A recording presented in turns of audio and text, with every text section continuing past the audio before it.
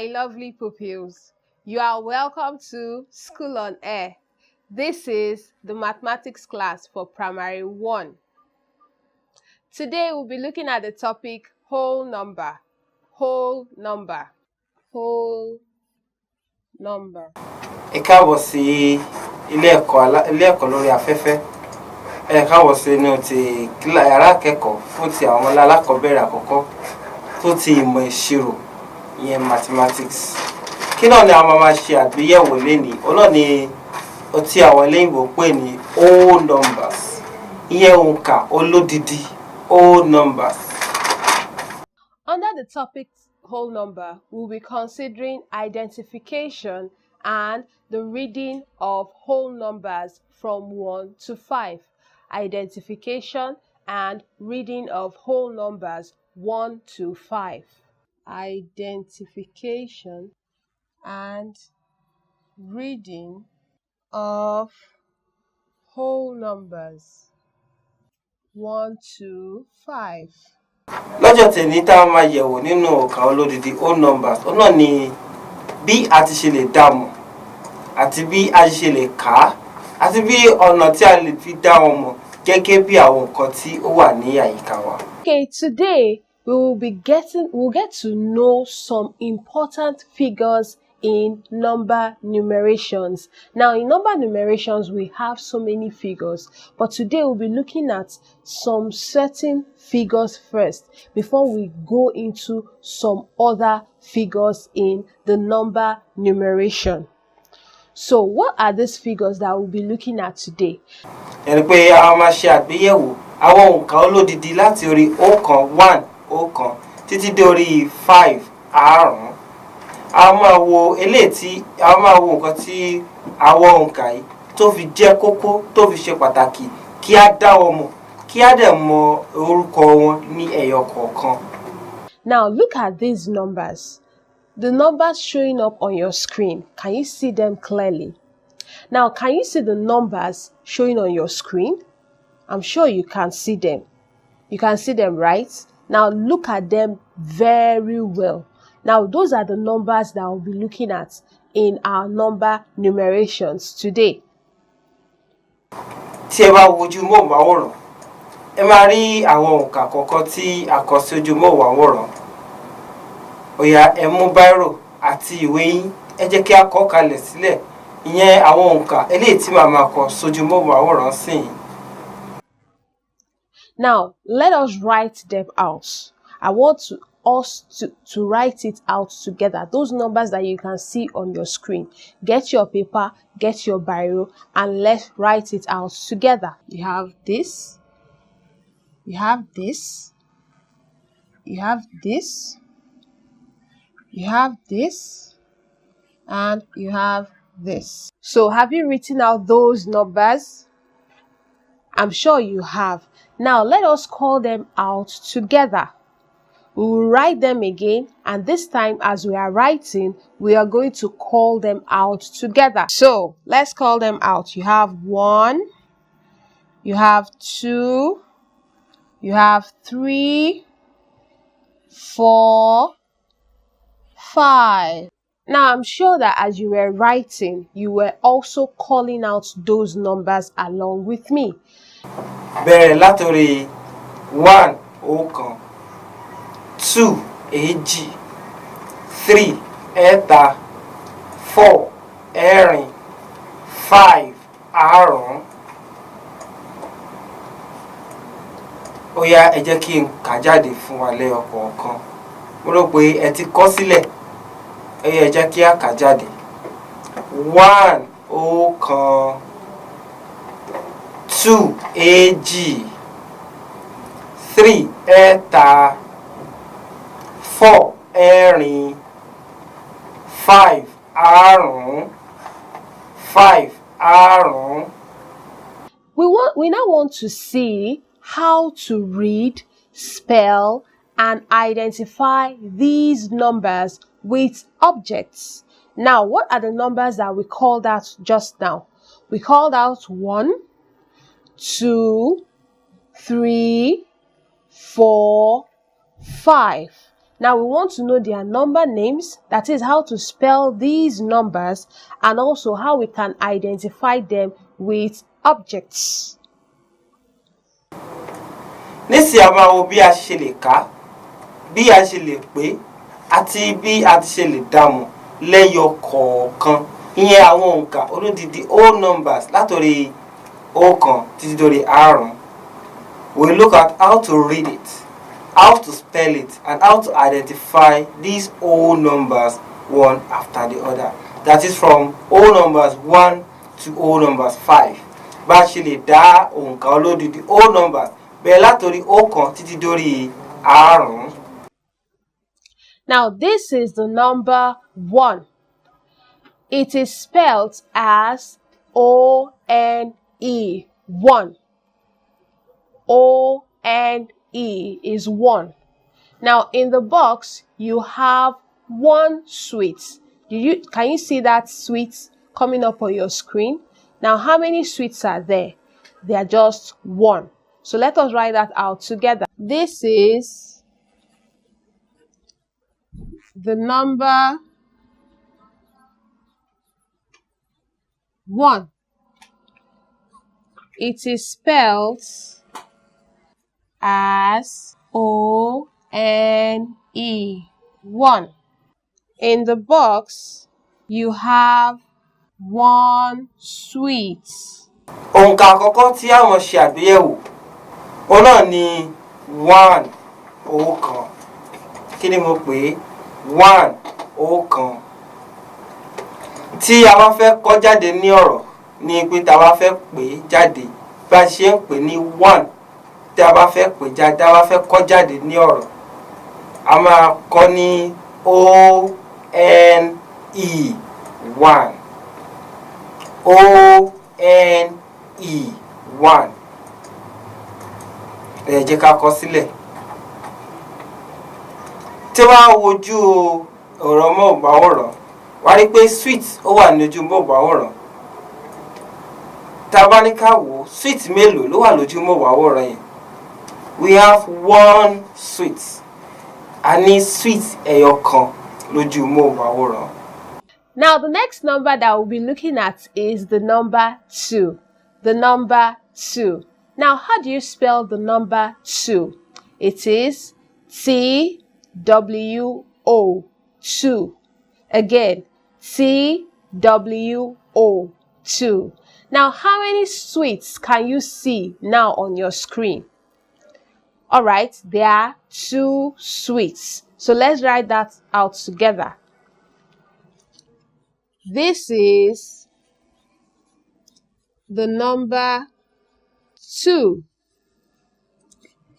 It is spelled as T-W-O, 2. In the box, you have 2 sweets. Òǹkà ẹlẹ́ẹ̀kejì tí a máa wò ó náà ni nọ́mbà ẹlẹ́ẹ̀kejì, number 2. Number 2. 2 èjì. 2 èjì. Tí a bá fẹ́ kọ sílẹ̀ gẹ́gẹ́ bí ọ̀rọ̀, a máa kọ ní TWO, 2. TWO, 2. 2 èjì. Tó bá wo ìsàlẹ̀ níbi móhùnmáwòrán yẹn, wàá rí wípé irú sweet eléyìí tí a rí ní àkọ́kọ́ òun náà ló tún wà níbi nọ́mbà ẹlẹ́ẹ̀kejì. Ó yá wá kà sí iye sweet eléyìí tó wà níbi nọ́mbà ẹlẹ́ẹ̀kejì. Sweet mélòó ló wà níbi nọ́mbà ẹlẹ́ẹ̀kejì? Sweet méjì. So we have 2 sweets. A ní sweet méjì. Now after the number 2, you have number 3. Now this is the number 3. You write 3, curve and curve. That is how to write 3. Now it is spelled as T-H-R-E-E, 3. T-H-R-E-E, 3.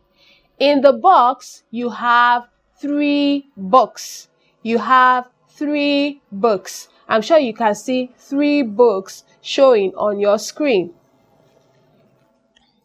This is the number 3. It is spelled as THREE. 3. In the box, you have 3 books. Òǹkà eléyìí tó tún kàn tí a máa ṣàgbéyẹ̀wò náà ni òǹkà ẹlẹ́ẹ̀kẹta. Number 3. 3 ẹ̀ta. 3 ẹ̀ta. Tí a bá fẹ́ kà á, tí a bá fẹ́ kọ sílẹ̀ gẹ́gẹ́ bí ọ̀rọ̀ pẹ̀lú álífábẹ́ẹ̀tì èdè òyìnbó, a kọ THREE 3. THREE 3. 3 ẹ̀ta. Tí bá wojú móhùnmáwòrán, kí la rí lójú móhùnmáwòrán? Eléyìí ṣe súwìtì o, ó ti yàtọ̀. Ẹ jẹ́ ká ka ohun tí ó wà lójú móhùnmáwòrán tí í ṣe ìwé, books, ìwé. Tá bá fẹ́ ka ìwé mélòó ló wà lójú móhùnmáwòrán? How many books do we have?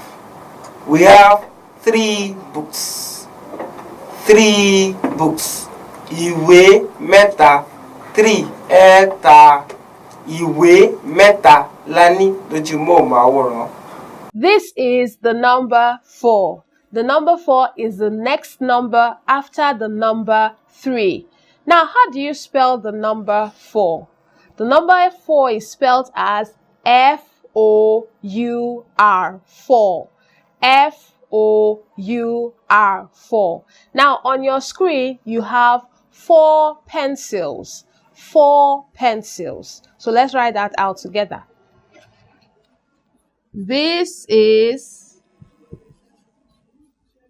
the number 4.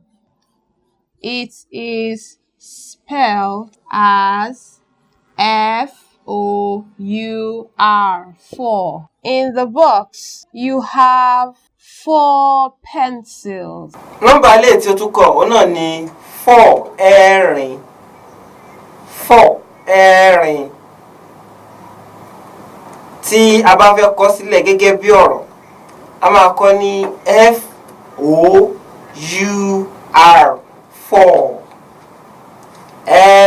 FOUR. 4. Tí o bá ka nǹkan tí ó wà ní ojú móhùnmáwòrán tó wà kékeré níbi abẹ́ ibi tá a ti ń rí àwọn àwòrán yẹn, kí ló wà ńbẹ̀? Pencils. How many pencils do we have? We have 4 pencils. Count them very well. We have 4 pencils. Pencil mẹ́rin ni a ní lójú móhùnmáwòrán. 4 ẹ̀rin. Alright, we're going to the next number, which is number 5. Number 5. This is the number 5. You have a cross up, 1 down, then you have a big curve. That's how to write the number 5. It is spelled as FIVE. 5. FIVE. 5. On your screen, you have 5 sticks. 5 sticks. So let's write that out together. This is the number 5. It is spelled as FIVE. 5. In the box, you have 5 sticks. Òǹkà ilé tuntun kan náà ni òǹkà ẹlẹ́ẹ̀karùn-ún. 5 àrún. 5 àrún. Tí a bá fẹ́ kọ sílẹ̀ gẹ́gẹ́ bí òǹkà ọ̀rọ̀, a máa kọ ní FIVE. 5. FIVE. 5. Tí a bá wo ojú móhùnmáwòrán níbi tá a ti ń rí àwọn nǹkan yẹn, a máa rí pé kí ni ó wà lójú móhùnmáwòrán yẹn? Igi, sticks. We have sticks. Ọ̀yá wá kà iye igi tó wà ńbẹ̀. We have 5 sticks. We have 5 sticks. Igi márùn la ní. 5 àrún. 5 àrún. All right, my lovely pupils, I'm sure you have enjoyed so far the learning of some certain numbers in our number numerations, which is 1, 2, 3, 4, and 5. So we have learnt 1, 2, 3, 4, and 5. Their number names, that is how they are spelled and how we can attach them to objects. So today we have seen the numbers 1 to 5 and their number names. So let's see them once again. Lọ́jọ́ tèní a ti wo àwọn òǹkà olódidi bẹ̀rẹ̀ látòrí 1 ọ̀kan tí dórí 5 àrún.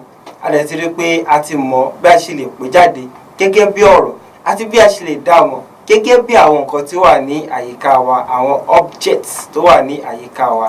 Ọ̀nà nísìnyí ẹ jẹ́ ká tún wò lẹ́yọ̀kan sí kí n tó máa lọ.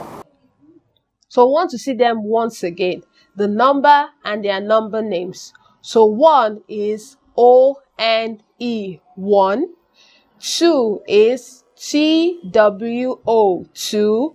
3 is T-H-R-E-E, 3. 4 is F-O-U-R, 4. And 5 is F-I-V-E, 5. So let's write that out together. 1 is O-N-E. 2 is T-W-O. 3 is T-H-R-E-E. 4 is F-O-U-R. And 5 is F-I-V-E. O-N-E, 1. T-W-O, 2. T-H-R-E-E, 3.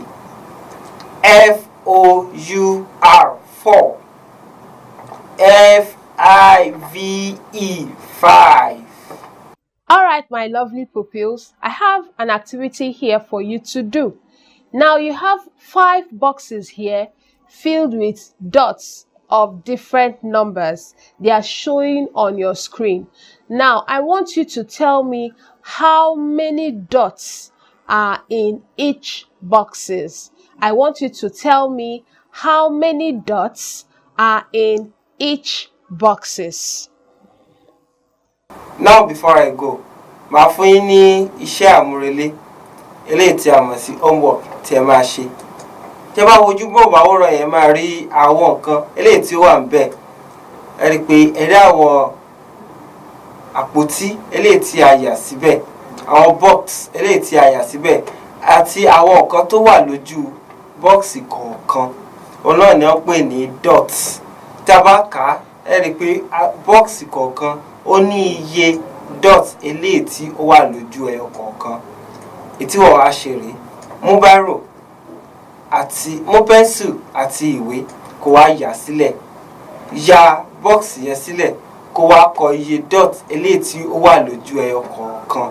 Tó bá di ìgbà mìíràn tèmi àti ẹ bá pàdé, a máa jọ ṣe àtúnṣe rẹ̀, ìyẹn corrections, ibi tí o bá ti gbà àti ibi tí o bá ti ṣí. Ètí wàá ṣe ni pé iye dot tó bá wà lára bọ́ọ̀sì kọ̀ọ̀kan ó ní wàá máa kọ iye sílẹ̀ lẹ́yọ kọ̀ọ̀kan. So I'm sure you have enjoyed today's learning of numbers 1, 2, 3, 4, and 5. That is numbers from 1 to 5. So until I come your way again, I want you to think, talk, and love mathematics. Bye for now.